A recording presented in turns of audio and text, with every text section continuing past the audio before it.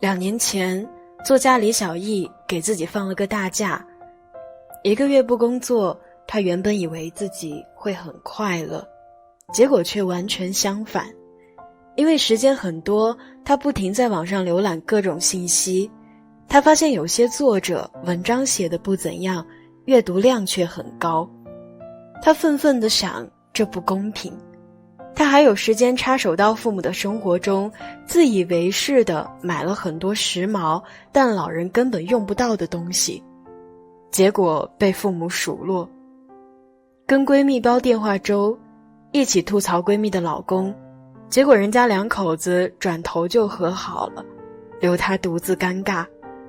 更可怕的是，闲下来的她觉得自己越来越懒散，以前抢时间去健身，有时间了反而更想窝在沙发上，不想动弹。2个星期就胖了6斤，身边人都开始嫌弃她，又不好意思当面说。后来她赶紧结束假期，投入到工作中，发现闲下来出现的问题都消失了。所以人的大部分烦恼都是闲出来的。菜根谭中有言，人生太闲，则别念妾生。人一旦闲下来，就会放松懈怠，精神涣散的同时，身体也会出问题，一不小心还会招人嫌弃。当负能量被聚集起来时，不良情绪会慢慢吞噬掉正常生活。忙起来是治愈一切的良药。忙是一种养生，忙碌的生活能够让人精力充沛，懒散的生活令人无精打采，甚至还会生出很多愁绪，不利于身体健康。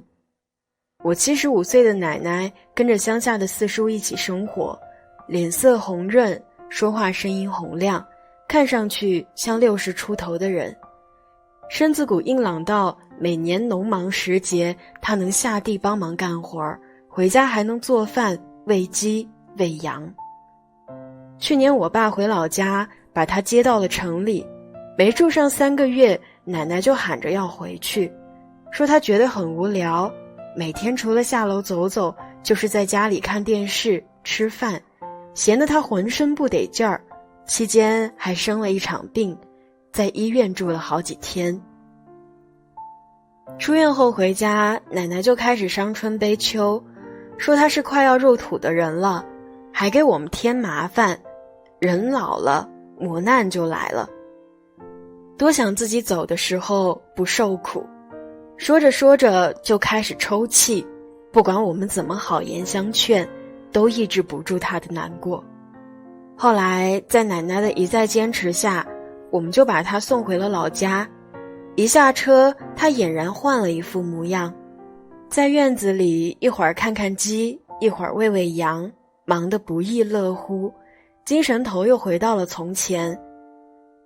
真是应了我国漫画泰斗方成老先生的一句话，生活一向很平常，养生就靠一个字，忙。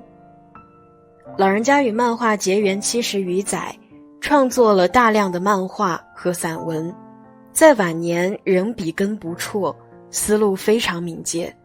93岁时还能用电脑打字写传记。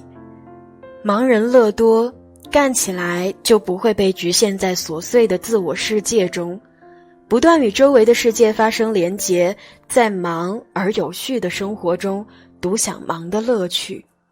因为有事儿做，生命自然会体现出它的价值，生活充实了，整个人就会变得神采奕奕，幸福感满满。忙是治愈情伤的良药。记得大学快毕业那会儿，舍友贝贝相恋4年的男朋友跟她提出分手，令她痛不欲生。贝贝是个近乎完美的女孩，我们系公认的系花，不光人长得漂亮，学业也拔尖，每年都能拿到奖学金，身边从来不缺乏追求她的男孩。可失恋却让她换了一个人一样，论文也不写了，整天在宿舍床上躺着，蓬头垢面，精神涣散。晚上我们一回宿舍，她便开始诉苦，一把鼻涕一把泪，一遍遍说她的委屈和不甘。一开始姐妹们都好言相劝，后来就任由她折腾。毕竟毕业是大家人生的重要时刻，有人在忙着了解招聘信息，四处找工作，有人在紧锣密鼓准备考研，只有贝贝好像跟毕业生脱节了，干什么都提不起精神。直到导师一个个联系，确定论文答辩时间时，他才意识到再颓废就无法毕业了。他苦熬了几个通宵，靠一杯一杯的咖啡提神，终于赶在最后的截止时间完成了论文，又马不停蹄地准备答辩。因为没有时间与往事纠缠，也没有时间再沉浸在曾经的美好当中，我们包括他自己慢慢发现，过去那个活泼开朗的贝贝又回来了。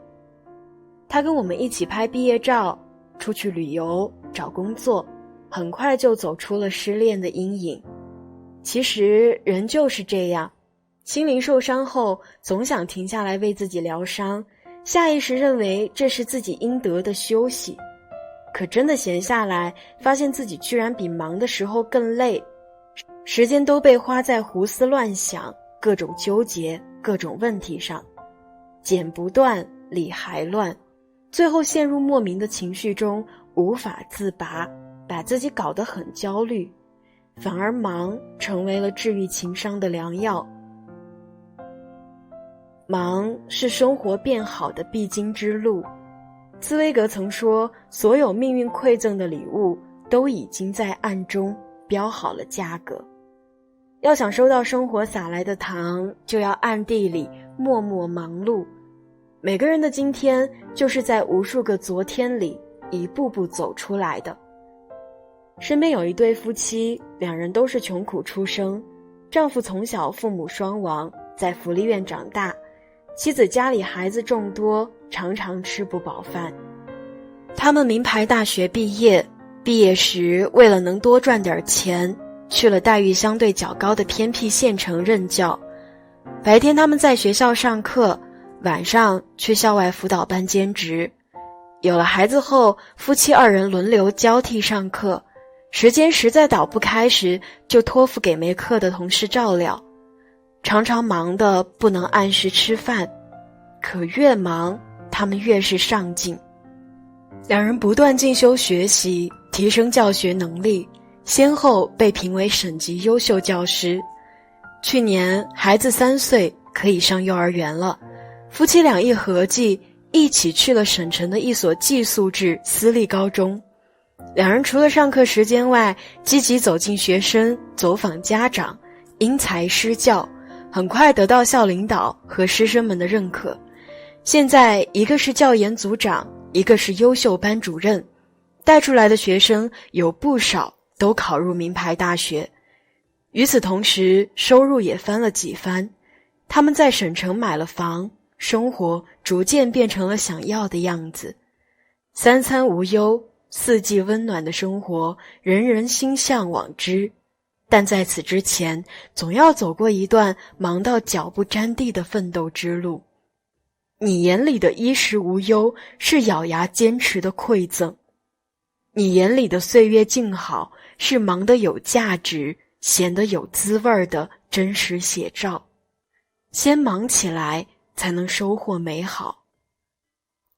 字迹文有言：勤迷于劳，心有常闲。竭尽全力辛苦忙碌，虽然身体会感到疲惫，但内心总是自洽安宁的。人生最大的悲哀，是为贪图一时的安逸，而毁掉一世的幸福。在本该忙碌着播种、施肥、浇灌的季节，你闲散偷懒，却在别人收获的季节大呼，原以为谁指望，谁料想，怎奈何。短短12个字，将写尽你所有的悲凉。当你集中精力为一事一物而忙碌时，一切都会变得美好，你自然也会享受到生活的乐趣，成就人生的意义。